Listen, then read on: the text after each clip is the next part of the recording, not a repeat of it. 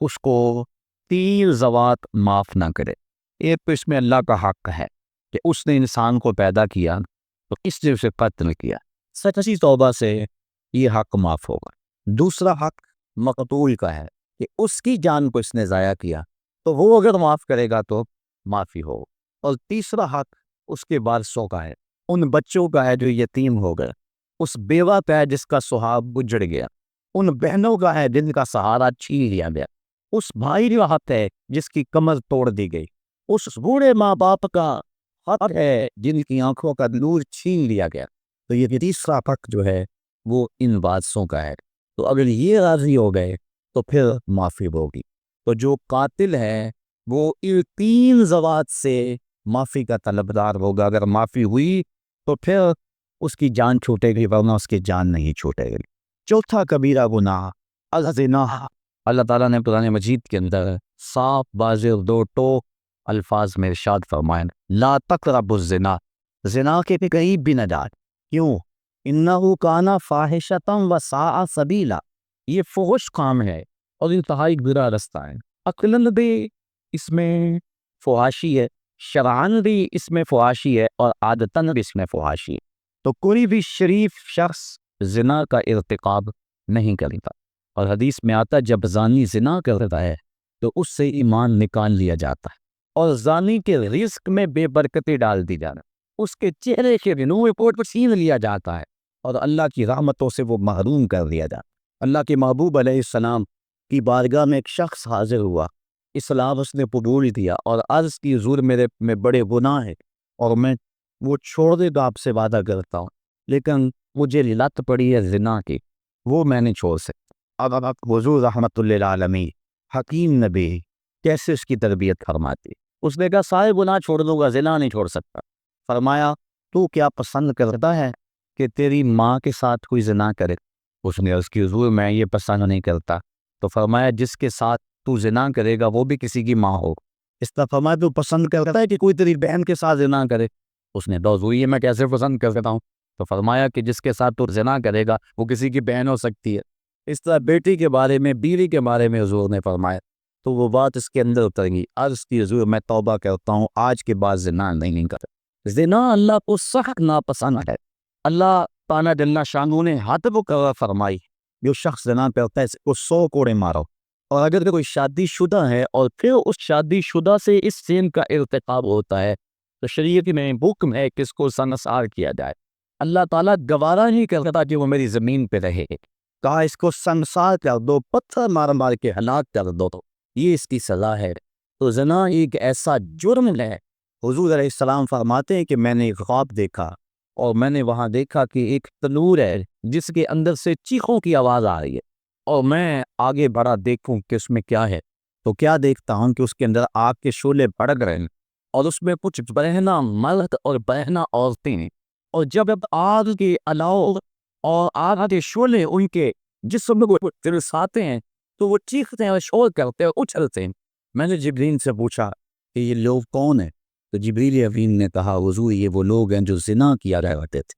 اور ایک روایت جو میں نے پرسوں بھی آپ کے سامنے رکھی کہ 3 اشخاص کی طرف اللہ نظر رحمت نہیں کرے گا، اور نہ ان کو پار کرے گا، اور نہ ہی اللہ تعالیٰ جل شانہ ان کی طرف جو ہے وہ دیکھے گا۔ وہ 3 اشخاص میں سے پہلا شخص شیخ زانی، وہ شخص جو بوڑھا ہو گیا ہے لیکن زنا نہیں چھوڑتا ہے۔ بوڑھا زانی اللہ کو سخت ناپسند ہے۔ تو یہ ایسا کبیرہ گناہ ہے جس سے حضور نے ارشاد فرمایا کہ جس قوم میں زنا پھیل جاتا ہے اس قوم کے اندر ایسی بیماریاں جنم لیتی ہیں جو اس سے قبل تم نے نہیں سنی ہوں گے۔ یہ ایڈز کے نام سے بیماری صاحب کا اس کی مثال بھی نہیں ہے۔ تو جس قوم کے اندر یہ برائی پھیلتی ہے اس میں ایسی نئی نئی بیماریاں جنم لیتی ہیں، اور اللہ کی رحمتیں اس قوم سے اٹھا لی جاتی ہیں، ان لوگوں کے چہروں سے نور پچھ لیا جاتا ہے، اور سود کی جو سزائیں ہیں وہ بہت ساری ہیں، اور سب سے کم درجہ جو ہے حضور علیہ السلام نے فرمایا وہ اس کے برابر ہے کہ جیسے کوئی شخص اپنی ماں کے ساتھ زنا کرتا ہے۔ آج ہمارے اس معاشرے کے اندر سود کی لعنت سرائے کر گئی ہے، اور اس کا نام بدل کے ہم اس کو اختیار کیے ہوئے ہیں۔ اگر شراب کی بوتل پہ روح افزا کا لیبل لگا لیا جائے تو اس کی ماہیت تو نہیں بدل. تو سود کا ہم نے مختلف انداز سے اس کے نام رکھ لیے، اور معاشرے کے اندر ہم کہتے ہیں کہ جی ہمارا کام نہیں چلتا، کیا کریں مجبور ہے، اور کئی بہانے ہیں لوگوں کے پاس، اور کئی باتیں اس حوالے سے. قرب قیامت کے فتنوں کو بیان کرتے ہوئے ارشاد فرمایا کہ قرب قیامت میں اگر کسی کے پاس سود نہیں پہنچے گا تو اس کا دھواں ضرور پہنچے گا. یعنی ایسے حالات بن جائیں گے، لوگ اللہ سے اتنے دور ہو جائیں گے. تو سود ایک ایسی بیماری ہے، ایسا جرم ہے کہ جس کی سزا قیامت کے دن اللہ تعالیٰ نے قرآن مجید میں فرمائی کہ وہ ایسے اٹھایا جائے گا جس طرح کسی شخص کو شیطان نے مس کیا ہوا ہے، اور اس کی جو حالت ہوتی، یہ جو کہتے ہیں اس کو جن آ گیا ہے اور اس کو اپنی روشنی رہتی گرتا ہے دائیں بائیں. جو سود خور ہے کل قیامت کے دن کس طرح اٹھایا جائے گا کہ جس طرح کسی کو شیطان نے مس کیا ہو، اور وہ جس طرح مجنون اور اس کی حالت غیر ہوتی ہے قیامت کے دن اس طرح جو ہے وہ سود خور اٹھایا جائے. حبیب اجمی بہت بڑا سود خور ہے، گزر رہا ہے سڑک سے، بچے کھیل رہے ہیں، اس وقت کچی سڑکیں ہوتی تھیں تو اس کے پاؤں سے گرد اڑی تھی. تو جب گرد اڑی تو ان بچوں نے کہا پیچھے ہٹ جاؤ، یہ سود خور جا رہے ہیں، کہیں ایسا نہ ہو کہ اس کے پاؤں سے اڑنے والی گرد تمہارے اوپر پڑ جائے اور تمہیں جہنم کی آگ میں ڈالا جائے. بچوں کی بات ابھی بجمی نے سنی اور بڑا پریشان ہوا. بعض کا تیری جملہ بندے کے بدل دیتا ہے. میں پچھلے دن سنت اور بدعت کے عنوان سے کچھ باتیں کی، تو میں جب واپس یہاں سے نکلا ہوں تو کتنے لوگوں نے مجھے یہ بات کہی ہے کہ آپ دعا کریں کہ جب دوبارہ ہم آپ کو ملے تو ہمارے چہرے پہ سنت کا نور ہو. تو بعض کا وقت ایسا ہوتا ہے کہ ایک جملہ اندر چل جاتا ہے. ان بچوں نے کہا پیچھے ہٹ جاؤ، تو یہ ابھی بچمی کے پاؤں سے اڑنے والی دھول تمہارے اوپر بڑھ گئی تو تم جہنمی نہ ہو جاؤ. تو ابھی بچمی بڑا رویا، جہاں گیا وہاں واپس پلٹا اور اس نے پکی توبہ کر لی کہ مالک آج کے بعد سودی کاروبار نہیں کرو. تو جب واپس آیا تو وہی بچے بھی کھیل رہے تھے اور اس کے دل میں شرمندگی تھی ان بچوں سے، گزرنے لگا تیزی سے تو گرد زیادہ ہو رہی.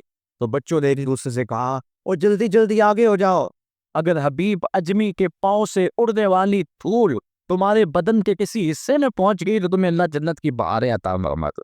قیامت کے دن کچھ لوگوں کے بڑے بڑے جسم ہوں گے، حدیث میں آتا ہے، اور حضور نے اس منظر کو دیکھا اور پتہ نہ ہو اس کا شیشہ ہوتا ہے اور اس کے اندر حضور نے دیکھے سانپ ہیں اور بچھو ہیں، اور وہ شخص پوچھتا ہے تو اس سے اٹھا نہیں جاتا. پوچھا جب یہ کون لوگ ہیں؟ فرمایا یہ وہ لوگ ہیں جو سود کھایا کرتے تھے. تو سود کھانا، سود کھلانا، سود لکھنا، سود کی رقم پہ گواہ بننا، یہ سارے جرم کے اندر برابر کے شریک ہے. اللہ ہمیں اس لعنت سے محفوظ فرمائے. اگر کسی کے کاروبار کے اندر سود کا ایک ذرہ بھی ہے تو وہ جلدی سے اپنے کاروبار کو پاک کرتا ہے، کیونکہ سود میں فائدہ کوئی نہیں ہے، سود میں نقصان ہی نقصان ہے. اللہ تعالیٰ فرماتا ہے کہ وہ ربا کو گھٹاتا ہے اور جو تم صدقات دیتے ہو اس کو بڑھاتا ہے. عقل انسانی کہتی ہے کہ جو سود لیتے ہو اس سے تو مال میں اضافہ ہوتا ہے، اور زکوٰۃ نکالیں تو اس میں مال میں کمی ہو، لیکن اللہ فرماتا ہے نہیں، اس میں زیادتی ہوگی، اسی میں کمی ہو. ایک روایت میں آتا ہے کہ جب بندہ صدقہ کرتا ہے تو رحمان اس کو اپنی قدرت کی مٹھی میں لے لیتا ہے اور پھر اتنی تیزی کے ساتھ وہ صدقہ بڑھتا ہے جس کا گھوڑا بڑھتا ہے. اور کل قیامت کے دن ایک چھوٹا سا جو صدقہ کیا جائے گا اس کو ایسے ملے گا جس کا احد پہاڑ ہوتا ہے. تو صدقے بڑھتے ہیں اور سود جو ہے اس سے رزق سمٹتا ہے اور زندگی کے اندر بے چینی اور اضطراب پیدا ہو جاتا ہے. 7واں گناہ جس کو کبائر میں شمار کیا گیا وہ شراب نوشی ہے. ایک روایت میں آتا ہے شارب الخمر کعابد الوسخ، شراب پینے والا بت پوجنے والے کی طرح ہے. حضور نبی رحمت صلی اللہ علیہ وسلم نے ارشاد فرمایا کہ جو شخص دنیا پر شراب پیتا ہے اللہ قیامت کے دن اسے تینۃ الخبال پلائے گا. صحابہ نے عرض کی حضور یہ تینۃ الخبال کیا ہے؟ فرمایا یہ جہنمیوں کے زخموں کی پیپ ہے، اور علماء کہتے ہیں یہ بدبودار ہوگی. اگر اس کا ایک قطرہ اب دنیا پہ ڈال دیا جائے، انسان تو انسان رہے، جانوروں کے دماغ بھی پڑ جائے، جتنی بدبودار ہوگی. اور گرم لپٹنی کا اگر ایک قطرہ اور پہاڑ پہ رکھ دیا جائے تو پہاڑ پگھل جائے. اس کو کہتے ہیں تینۃ الخبال. تو تینۃ الخبال ان کو پلایا جائے گا جو شراب پیتے ہیں، اور اللہ تعالیٰ نے شراب کی حد مقرر کی ہے کہ اس کو کوڑے مارے جائیں. اور آپ جانتے ہیں کہ شراب کی پہلے حرمت نہیں تھی، اور یہ لوگ عرب کے لوگ ان کی کٹی میں شراب رکھی ہوئی تھی اور کئی قسموں کی شرابیں پینے کا مزاج رکھتے تھے، بلکہ اپنی شاعری میں فخر و مباحات کے ساتھ شراب کا تذکرہ کرتے تھے۔ 1000 کے قریب شراب کے نام ہیں لغت عرب میں، اور اس قدر ان کے لیے فخریہ بات تھی۔ اور جب حکم نازل ہوا کہ شراب حرام کر دی گئی ہے تو لوگوں نے مٹکے توڑ دیے، یہاں تک کہ جو نالیاں تھیں ان کے اندر شراب ہی بہتی چلی جا رہی تھی۔ ادھر حکم ہوا اور ادھر تعبیل ہو گئی۔ یہ بھی ان کی زندگی، وہ حکم کو ترجیح دیتے تھے۔ جب حکم ہو گیا، ایک روح خطبہ فرما رہے تھے، کچھ لوگ کھڑے تھے تو حضور بیٹھ جاؤ، تو ایک سے ابھی گھر سے نکل رہے تھے، ابھی گلی میں ہی تھے، انہوں نے بہت سلا تو وہی بیٹھ گئے، کہا حضور نے کہہ دیا ہے، بس عمل ہو گیا۔ یہ بھی ان کی زندگی اور یہ تھے ان کے شب و روز۔ اور صحابہ 10 آیتیں تلاوت کرتے تھے، اتنی دیر تک آگے تلاوت نہیں کرتے تھے جب تک 10 پہ عمل نہیں ہونے۔ تو شراب ایک ایسا عمل ہے کہ جس کی سزا بڑی سخت ہے، دنیا پر بھی اور آخرت کے اندر بھی اس کو طینۃ الخبال پلایا جائے گا۔ شرابی کی جو سزائیں ہیں اور جو اس کی تباہ کاریاں ہیں وہ تو ہیں، لیکن اس کی ایک بہت بڑی سزا یہ ہے کہ جو شرابی ہے یا اور بھی کسی طرح کا نشہ کرتا ہے، اس کو مرتے وقت کلمہ نصیری نہیں ہوتا۔ اللہ تعالیٰ جل شانہ ہمیں اس سے محفوظ و مامون فرمائے۔ کبیرہ گناہوں میں سے ایک گناہ النیاحہ، جب کوئی شخص فوت ہو جائے تو نوحے کرنا، یہ بالخصوص عورتوں میں ہے، مردوں میں بھی پایا جاتا ہے لیکن زیادہ تر یہ بیماری عورتوں میں۔ کوئی کہتا اللہ تجھے ترس نہ آیا، یہ جملہ تو خیر کفر ہے، اگر کسی نے کہا تو اس کو تجدید ایمان لازم ہے۔ جب کوئی دکھ پہنچے تو ظاہر اسلام دین فطرت ہے، اسلام یہ نہیں کہتا کہ تم اظہار غم نہ کرو، لیکن اظہار غم کے 4 طریقے ہیں: دل کا غم، آنکھوں کا غم، زبان کا غم، ہاتھوں کا غم۔ دل کا غم کیا ہے کہ دل دکھ سے بھر جائے، آنکھوں کا کیا غم ہے، آنسو بہائے، زبان کا کیا غم ہے کہ بابیلا کیا جائے، اور ہاتھوں کا غم کیا ہے کہ گریبان رچا جائے، منہ پہ تپڑ مارے جائیں، بال کھینچے جائیں۔ پہلے 2 غم رحمان کی طرف سے اور دوسرے 2 شیطان کی طرف سے۔ فرمایا لیس منا من ضرب الخدود وشقق الجیوب ودعا بدعوی الجاہلیہ، جس نے گریبان پھاڑا، چہرے پہ تماچے مارے اور جانو جیسی باتیں کی، فرمایا ہمارے سے اس کا کوئی تعلق نہیں ہے۔